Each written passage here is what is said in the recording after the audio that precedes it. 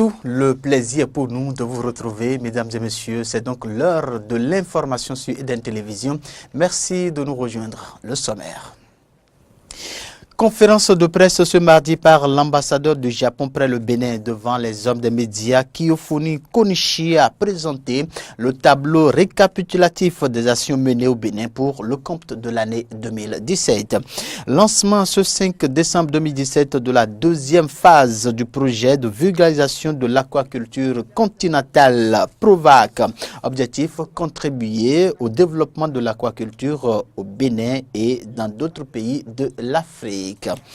Et puis ce journal revient également sur la conférence de presse du procureur de la République près le tribunal de première instance de Cotonou ce lundi.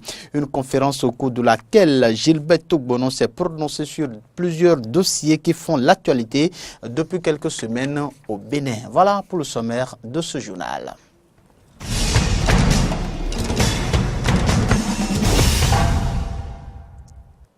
Bienvenue à toutes et à tous. L'ambassadeur du Japon près le Bénin a tenu ce mardi 5 décembre 2017 une conférence de presse au siège de l'ambassade à Cotonou. Kiyofumi Konishi a fait le point des activités menées dans le cadre de la coopération bilatérale entre le Japon et le Bénin durant l'année qui s'achève. Des actions qui contribuent en général à l'amélioration des conditions de vie des Béninois et portent sur la diversification et l'industrialisation de l'agriculture. Selon ses propos, ces œuvres ont également visé l'amélioration du système sanitaire et la promotion de la stabilité sociale au Bénin. On va écouter l'ambassadeur du Japon près le Bénin au micro de Carole Olaye et de Fréjus Fiorci. Nous avons contribué à la réalisation de plus de 1400 salles de classe construites avec le forage et les châteaux d'eau que notre pays a construit.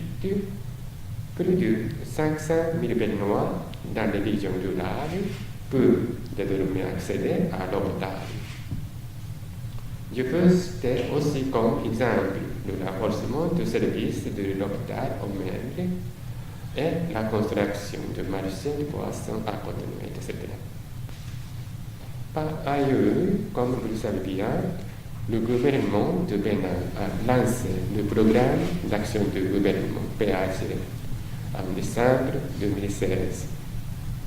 Nous avons besoin d'harmoniser ces deux stratégies pour concrétiser un nouveau projet de coopération dans le futur. C'est pourquoi, depuis mars à septembre, les deux gouvernements ont élaboré la même stratégie couvrant les 5 ans à venir, c'est-à-dire, premièrement, l'amélioration de l'infrastructure et deuxièmement, la promotion des industries. Et troisièmement, l'amélioration des conditions de vie de la population. Ces axes sont encore à examen au niveau de Tokyo, mais ce sera rendu public au début de l'année prochaine. Contribuer au développement de l'aquaculture au Bénin et dans d'autres pays africains, c'est la raison qui a motivé la mise en œuvre du PROVAC, entendez, projet de vulgarisation de l'aquaculture continentale. Après la réussite de la première phase, une deuxième phase a été lancée. Pour cette deuxième phase, bien sûr, certains pays ont été donc sillonnés, ciblés, j'allais dire, pour la mise en œuvre du dit projet. Les représentants des pays concernés et ceux du Bénin sont en atelier de 5 jours avec des experts japonais pour échanger sur le projet.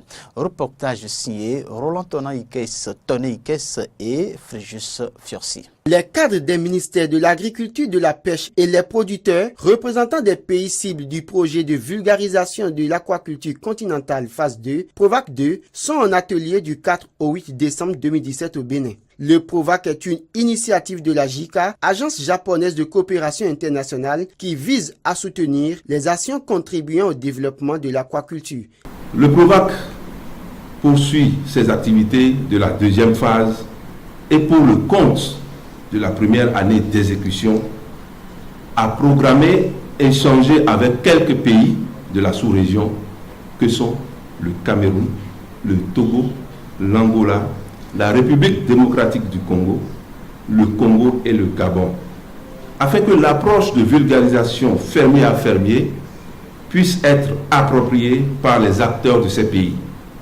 Ainsi, la présence des représentants de ces pays concernés est une occasion d'analyser les possibilités d'application de l'approche fermier à fermier en s'appuyant sur l'expérience du Bénin. La première phase du projet a été mise en œuvre de 2009 à 2014. Cette deuxième phase a été lancée en février dernier et va durer 5 ans. Pour Doi Masanori, chef d'équipe des experts japonais du PROVAC 2, l'aquaculture en Afrique est comme un nouveau moyen de subsistance en milieu rural. Le système de vulgarisation appelé fermier à fermier introduit au Bénin est pour la première fois appliqué en Afrique. En général, l'aquaculture en Afrique est comme un nouveau moyen de la politique de ce système et d'enseigner à des pisciculteurs ordinaires des techniques de base d'élevage de poissons par le biais des pisciculteurs clés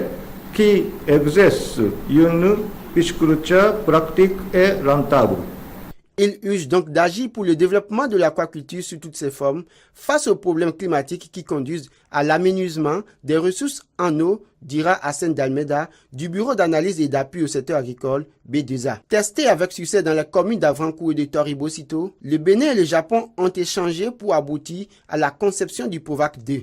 Au cours de celle-ci, il est prévu d'étendre les actions du projet non seulement dans les départements du nord du Bénin, mais aussi dans d'autres pays tels que le Cameroun, le Togo, l'Angola, la République démocratique du Congo, le Congo et le Gabon, afin que l'approche de vulgarisation fermier à fermier soit appropriée par les secteurs de ces pays ciblés dans la sous-région.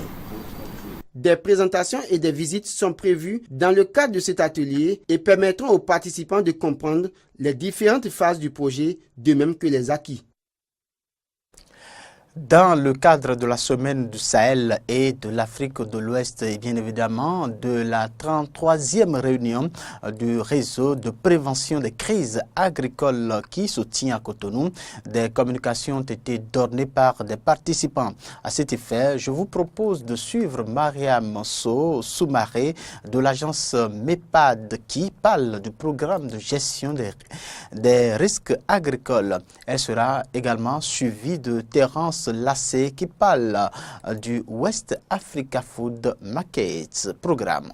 Propos recueillis par Laurent Roland-Tonenkes et Fréjus Sofiorsi. Ce que nous comptons faire dans ce programme, c'est réellement de construire les fondations pour que la résilience permette aux pays de transformer leur agriculture et d'atteindre les objectifs de sécurité alimentaire et nutritionnelle sur le continent. Pourquoi cette approche territoriale est importante? Parce que construire la résilience, ça veut dire essentiellement améliorer, transformer les moyens d'existence des populations. Or, les moyens d'existence des populations se déclinent à la fois dans l'espace et dans le temps. C'est dans l'espace et dans le temps, en utilisant les ressources naturelles, en utilisant les saisons, que les populations arrivent à obtenir leurs moyens d'existence et à renforcer leur résilience. D'où donc une amélioration de la sécurité alimentaire et nutritionnelle. Et depuis 2011, ce que nous avons fait, c'est beaucoup de plaidoyer auprès des États, auprès des communautés économiques régionales. Nous avons fait beaucoup de plaidoyer également auprès des différentes parties prenantes. Et nous avons également, depuis 2013, fait un ensemble d'études, d'évaluation des risques dans 8 pays africains. Aujourd'hui, nous avons donc des études qui sont disponibles dans ces 8 pays-là et nous allons, à partir de 2018, entrer dans la phase opérationnelle où nous allons mettre en œuvre les solutions qui ont été identifiées. C'est un programme qui, en ce moment, comporte l'activité en 4 pays. C'est le Ghana, le Burkina Faso, le Niger et le Nigeria. Et ça comporte le soutien pour la production par les fermiers et la transformation par les entreprises de 4 céréales. C'est le cassava, le maïs, surtout pour les pays au sud, et le sorghum et le millet, surtout pour les pays au nord. Et la différence entre le programme que nous faisons et beaucoup des autres, c'est que nous représentons une combinaison d'actions pratiques pour augmenter la production, plus le travail avec les autorités, avec l'État et avec les instances régionales afin d'accélérer le commerce interrégional.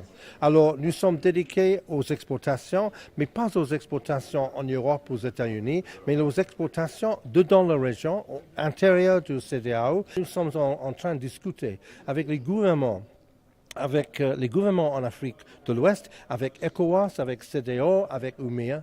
Pourquoi pas améliorer notre coordination et coopération entre nous et comme ça, provenant de l'extérieur, les Britanniques, les Français, les Belges, les Néerlandais, les Allemands vont tous aider cette cause commune pour nous tous, parce que c'est beaucoup mieux s'il y a une Afrique de l'Ouest qui est pas seulement stable, mais avec prospérité et en croissance. Pourquoi pas? Eh bien, ce journal se poursuit. La communauté internationale a célébré ce 5 décembre, hier, donc la journée mondiale des sols. Le thème de cette année est intitulé « Prendre soin de notre planète commence par le sol ». Il faut dire que cette journée est à sa 3e édition et a pour objectif de sensibiliser le public sur l'importance des sols, des sources naturelles à multiples fonctions, mais qui aujourd'hui sont sous la menace des pressions anthropiques. Voilà, des pressions anthropiques, j'y arrive. C'est également le cas du Bénin avec un taux assez considérable de dégradation des sols. C'est d'ailleurs ce que nous expliquent ici des spécialistes dans ce reportage que nous proposent Corneille Aïssé et Fiacre Voitan. Les sols, partie superficielle de la Terre, à caractéristiques physico-chimiques dépendantes du milieu et du climat, sont des ressources naturelles non renouvelables. Selon le système des Nations Unies, les sols abritent plus de la moitié de la diversité mondiale et génèrent les 94% des aliments de toute l'humanité. Ils ont donc des rôles écologiques, nourriciers, sociaux, économiques et bien d'autres. Un ingénieur urbaniste, il va définir le sol suivant l'utilité que le sol lui procure dans son domaine. Il va dire que le sol est un support de ses routes, de ses bâtisses, des maisons qu'il construit, des ponts et autres. D'accord ? Si vous prenez un agronome, il va vous dire que le sol est le support de ses plantes, d'accord ? De ses cultures. Alors, si vous prenez un écologiste, il va vous dire que le sol est un habitat. Le sol constitue un écosystème à part entière. Si vous prenez le Bénin, un pays en voie de développement, la plupart, bien l'essentiel de notre économie repose sur l'exploitation que nous faisons du sol. En un mot, c'est dire que si nous dégradons nos sols, ça veut dire que cela va affecter considérablement le niveau de notre économie. Réservoirs de carbone, les sols interviennent aussi dans l'atténuation des changements climatiques.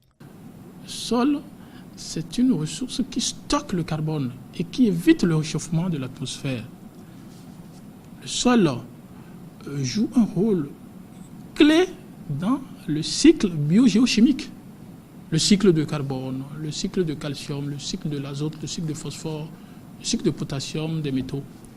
Face à la poussée démographique et à des pressions surtout d'origine anthropique, des menaces pèsent sur la durabilité des sols et sur leur capacité à assurer la sécurité alimentaire. Selon le système des Nations Unies pour l'agriculture, plus de 30% des sols sont dégradés sur toute la planète. Au Bénin, la situation est également inquiétante. La situation est un peu alarmante au Bénin.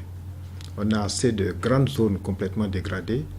Et si nous commençons vers le sud, surtout la zone du plateau Agia, passant par Diakotomé, à Plaroué, à Zové, toutes ces zones-là, et que nous avons communément qualifiées à travers nos études dans le passé comme étant des sols comateux. Effectivement, ces sols pratiquement ne peuvent plus rien donner. Et qu'est-ce qu'il explique ? C'est une dégradation quasi totale de l'état de la matière organique dans ces sols-là. Les conséquences de la dégradation des terres touchent directement le volet sécurité alimentaire, puisque c'est grâce au sol que nous arrivons à cultiver, à nourrir toutes les bouches sur cette terre. Face aux dangers liés à la dégradation des terres, le Bénin signataire des 3 conventions de Rio, à savoir Convention sur la biodiversité, Convention sur les changements climatiques et Convention sur la désertification, mène des politiques dans le sens de la gestion durable des terres. Le Comité national de lutte contre la désertification a identifié cette année 2017 des cibles dans le processus NDT, neutralité de dégradation des terres. Pour atteindre la neutralité en matière de dégradation des terres, les objectifs sont fichés, d'accord ? Les mesures sont élaborées et consignées donc dans ce document, conformément aux vœux donc de la Convention, qui a demandé à tous les pays donc de prendre tout de suite les responsabilités. Des partenaires financiers et techniques interviennent également dans la gestion des terres au Bénin, comme la coopération technique allemande à travers le projet de protection et de réhabilitation des sols au Bénin. Et le sol est un patrimoine à conserver et à gérer durablement pour la suivi de toute la planète. L'actualité, c'est aussi cette sortie du procureur de la République près le tribunal de première instance de Cotonou, Gilbert Dobonon, qui s'est prononcé sur les dossiers CNSS, BIBE, ONASA et CAIA. C'était au cours d'une conférence de presse ce lundi. Il a mis l'accent sur les affaires de placement d'argent de la Caisse nationale de sécurité sociale à la BIBE. Nous vous invitons ici à suivre dans cet extrait les propos du procureur de la République, Gilbert Dobonon. Le 31 octobre 2017, mes services ont été saisis par l'inspecteur général des finances, IGF, pour des soupçons d'enrichissement illicite de certains dirigeants de la Caisse nationale de sécurité sociale. Saisis. Les informations recueillies par mes services font état de ce que, du 13 juin au 1er juillet 2016, la Banque internationale du Bénin, BIBE, a fait l'objet d'une mission de vérification globale de la Commission bancaire de l'Union monétaire ouest-africaine, UMOA. Il ressort, entre autres, des conclusions de cette mission que la BIBE possède un mécanisme d'intéressement des personnes physiques ayant pouvoir de signature dans ses livres pour le compte des personnes morales en leur versant des commissions au prorata de la somme déposée. Il ressort de nos investigations que les différents fonds que la CNSS a placés dans ces conditions auprès de la BIBE au titre de dépôt à terme s'élève à 16 milliards de francs CFA et le montant des commissions versées en liquide, tel que consigné dans les procès-verbaux, est de soit 11 994 737 francs CFA. J'ai, au regard des faits exposés, ouvert une enquête qui a conduit à l'interpellation de 8 personnes. Consigné dans un procès verbal d'audition, un des mis en cause a reconnu avoir distribué des commissions aux membres du conseil d'administration de la CNSS qui ont autorisé les différentes opérations de dépôt à terme. C'est pourquoi le parquet de Cotonou a décidé de poursuivre les personnes impliquées dans ces différentes opérations pour corruption et abus de fonction. On reste toujours avec le procureur qui n'a pas manqué de préciser aussi au cours de cette conférence de presse ce lundi les chefs d'accusation qui pèsent sur les personnes accusées dans le dossier sur la gestion du don du riz du Japon au Bénin et la gestion des subventions des intrants vivriers destinés aux producteurs. On va le suivre à nouveau au micro de Fréjus Seulan et Denis Maria. Le Conseil des ministres, en sa séance du 28 juin 2017, a décidé de la saisine du parquet de Cotonou au fin d'engager des poursuites à l'encontre des personnes ayant commis des malversations dans la gestion de l'Office national pour l'appui et à la sécurité alimentaire ONASA sur la période 2012 à 2015. Saisi, j'ai fait ouvrir une enquête sur la gestion des fonds de l'opération de sécurité alimentaire mis à la disposition de l'ONASA sur la période précitée et de la commercialisation du riz dit donc japonais. Les enquêtes ainsi ouvertes ont révélé des malversations financières portant sur un montant total de 2 318 476 557 francs au préjudice de l'État béninois. Les auteurs présumés de ces faits sont poursuivis pour corruption, blanchiment de capitaux et abus de fonction, faits prévus et punis par les articles 40, 41, 42, 53, 104 de la loi 2011-20 du 12 octobre 2011 portant lutte contre la corruption et autres infractions connaissent en République du Bénin.